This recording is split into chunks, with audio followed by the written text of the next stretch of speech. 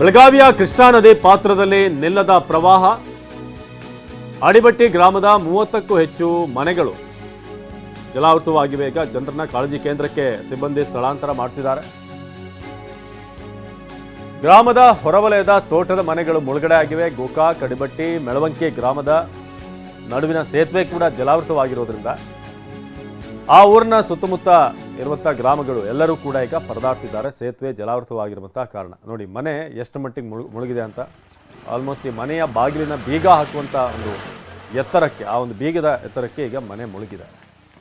So ಅಡಿಬಟ್ಟಿ ಗ್ರಾಮದ 30ಕ್ಕೂ ಅಧಿಕ ಮನೆಗಳ ಪರಿಸ್ಥಿತಿ ಈ ರೀತಿಯಾಗಿದೆ. ಸದ್ಯಕ್ಕೆ ಬೆಳಗಾವಿಯಲ್ಲಿ ಕೃಷ್ಣಾ ನದಿ ಪಾತ್ರದಲ್ಲಿರುವಂಥ ಗ್ರಾಮಗಳಿವು ನೋಡಿ. ಅಡಿಬಟ್ಟಿ ಗ್ರಾಮದ ಯಾವ ರಸ್ತೆ ಕೂಡ ಈಗ ಓಡಾಟಕ್ಕೆ ಸೂಕ್ತವಾಗಿಲ್ಲ.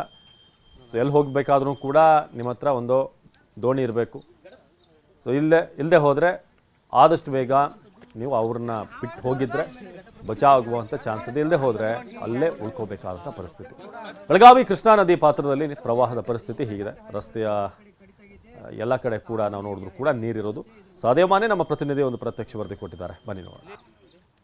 ಘಟಪ್ರಭಾ ನದಿ ನೀರು ನುಗ್ಗಿ ಏನು ಕಂಪ್ಲೀಟ್ ಆಗಿ ಮುಳುಗಡೆ ಆಗಿರುವಂಥದ್ದು. ನಾನೀಗ ಆ ಒಂದು ಗ್ರಾಮಕ್ಕೆ ಸಂಪರ್ಕಿಸುವಂತಹ ರಸ್ತೆಯಲ್ಲೇ ಇರುವಂಥದ್ದು ಈಗ ತೋರಿಸ್ತಾ ಇದ್ದೇನೆ. ಇಲ್ಲಿಂದ ಅನತಿ ದೂರದಲ್ಲೇ ಒಂದು ಅಡಿಬಟ್ಟಿ ಅನ್ನುವಂಥ ಗ್ರಾಮ ಕೂಡ ಇರುವಂಥದ್ದು. ಈಗಾಗಲೇ ಕೆಲವೊಂದಿಷ್ಟು ಮನೆಗಳನ್ನು ಕೂಡ ತೋರಿಸ್ತಾ ಇದ್ದೇನೆ. ಅಲ್ಲಿ ಸಾಕಷ್ಟು ಮನೆಗಳಿಗೆ ಈಗಾಗಲೇ ನೀರು ನುಗ್ಗಿರುವಂಥದ್ದು. ಅದರ ಜೊತೆಗೆ ಈಗೇನು ತೋರಿಸ್ತಾ ಇದ್ದೀನಿ, ಈ ಒಂದು ಪ್ರದೇಶ ನದಿ ಹರಿಯುವಂಥ ಪ್ರದೇಶ ಅಲ್ಲ, ಬದಲಿಗೆ ನದಿಯಿಂದ ಸುಮಾರು ಅರ್ಧ ಕಿಲೋಮೀಟರ್ ದೂರದಲ್ಲಿರುವಂಥ ಪ್ರದೇಶ.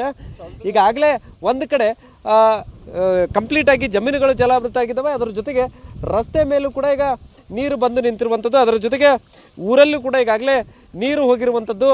ಈಗ ಸದ್ಯಕ್ಕೆ ತೋರಿಸ್ತಾ ಇರುವಂತಹ ದೃಶ್ಯಾವಳಿಗಳು ಏನಿದ್ದಾವೆ, ಇದು ಅಡಿಬಟ್ಟಿ ಗ್ರಾಮಕ್ಕೆ ಹೊಂದಿಕೊಂಡಿರುವಂಥ ಜಮೀನಿನ ಸದ್ಯದ ದೃಶ್ಯಾವಳಿಗಳು.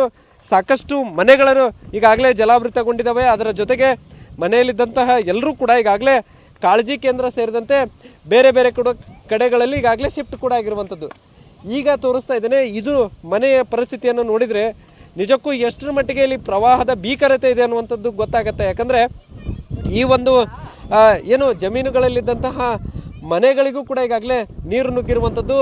ಸದ್ಯ ಈಗ ಬಹುತೇಕ ಈ ಒಂದು ಮನೆ ಮುಳುಗಡೆ ಆಗಿರುವಂಥದ್ದು. ಅದು ಈಗಾಗಲೇ ಮನೆಗೆ ಬೀಗವನ್ನು ಹಾಕಿಕೊಂಡು ಈಗ ಆಲ್ರೆಡಿ ಇಲ್ಲಿರುವಂತಹ ರೈತ ಕುಟುಂಬ ಏನಿದೆ ಅದು ಕೂಡ ಶಿಫ್ಟ್ ಆಗಿರುವಂಥದ್ದು. ಅದರ ಜೊತೆಗೆ ಇನ್ನೊಂದು ಭಾಗದಲ್ಲೂ ಕೂಡ ತೋರಿಸ್ತಾ ಇದ್ದೇನೆ, ಸಾಕಷ್ಟು ಪ್ರದೇಶದಲ್ಲಿ ಇಲ್ಲಿ ನೀರು ನುಗ್ಗಿರುವಂಥದ್ದನ್ನು ಕೂಡ ನೀವೀಗ ಗಮನಿಸ್ಬೋದಾಗಿದೆ.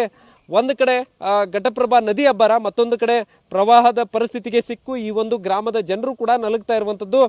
ಸದ್ಯ ಇಲ್ಲಿರುವಂತಹ ಗ್ರಾಮದ ಜನರೇ ಇದ್ದಾರೆ, ಅವ್ರನ್ನ ಮಾತಾಡಿಸ್ತೇನೆ. ಯಾವ ರೀತಿಯಾಗಿ ಅಡಿಬಟ್ಟಿ ಗ್ರಾಮದಲ್ಲಿ ಪರಿಸ್ಥಿತಿ ಇದೆ ಮತ್ತು ಅಲ್ಲಿರುವಂತಹ ಗ್ರಾಮದ ಜನರು ಯಾವ ಕಡೆ ಶಿಫ್ಟ್ ಆಗಿದ್ದಾರೆ ಅನ್ನುವಂಥದ್ದನ್ನು ಕೂಡ ತಿಳ್ಕೊಳ್ತೇನೆ. ಯಜಮಾನ್ರೆ, ಹೆಂಗೈತಿ ನಿಮ್ಮ ಊರಾಗ ಪರಿಸ್ಥಿತಿ? ಸರ ನಮಗ್ರೀಗ ಯಾರೂ ಊರಾಗ ಇಲ್ರಿ ಸರ್. ಏನು ಹೊಳಿ ಬರಾಕೈತ್ರಿ, ಎಲ್ಲಾನು ನಿನ್ನೆ ರಾತ್ರಿ 2 ಗಂಟೆಗೆ ಪ್ರವಾಹ 3 ನದಿ ರೀ ನಮ್ಗೆ. ಮಾರ್ಕಂಡೆ, ಹಿರಣ್ಯಕೇಶ, ಹಿಡ್ಕಲ್ ಜಲಾಶಯ ಅವಕ್ಕೂ ಎಲ್ಲ ಡ್ಯಾಮ್ಗಳು ಅದಾವೆ ಸರ್. ಆ ಡ್ಯಾಮ್ಗಳು ನೀರು ಸಂಗ್ರಹಣೆ ಆಕೈತ್ರಿ. ಮತ್ತು ಮಳೆ ನೀರು ಸಂಗ್ರಹಣೆ ಹೆಚ್ಚಾಗನ ನಮ್ಗೆ ಅಲ್ಲಲ್ಲಿ ಕೊಲ್ಲಲ್ಲಿ ಮಾಡ್ತೈತ್ರಿ ಸರ್. ಮತ್ತು ನೀರಿನ ಮಟ್ಟ ಮಳೆ ಕಡಿಮೆ ಆತಂದ್ರೆ ಬಿಟ್ಟು ನೀರು ಅಷ್ಟೇನು ಆಗೋದಿಲ್ಲ ಸರ.